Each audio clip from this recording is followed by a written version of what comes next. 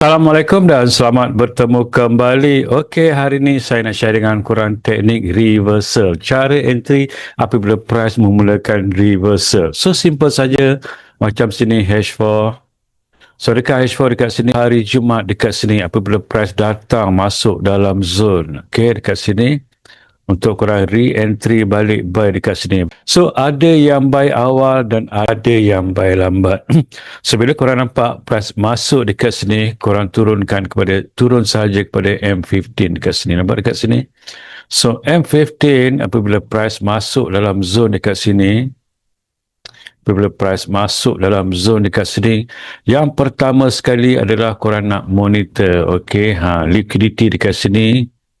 Korang markingkan saja apabila turun ke sini, kemudian korang biarkan 15 minit, tunggu 15 minit, okey, tengok dia turun balik sini, korang markingkan dan biarkan saja dia nak turun main-main dekat sini. Dan kalau dia lepas dekat sini, nampak dekat sini, lepas dekat sini, korang turun saja M5 dan korang tengok semalam pukul berapa dia lepas M5 semalam.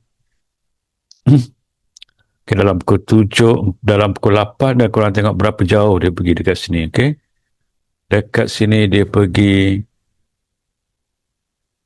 itu dia 7 hingga 800 pip. Okay? Sama juga apabila price dah masuk zone resistance untuk korang counter balik sell dekat sini. Sekejap saya padamkan ni.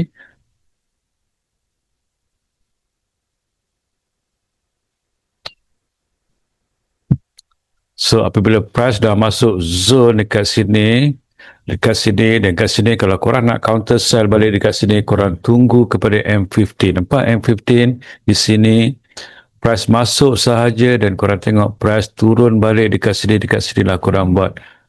Korang markingkan saja dekat sini dan juga di atas di sini. Nampak? So, biarkan price bermain-main dekat sini, dan korang tengok pukul berapa dia turun pagi tadi.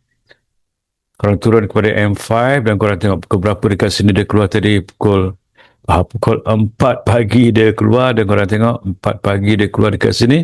Dekat sini pun dia dah pergi 200 pip. Okay? So, itu saja yang saya nak share dengan korang. Semoga bermanfaat. Kalau korang nak belajar lagi pasal candle Jepun, link ada dekat bio, korang klik sekarang.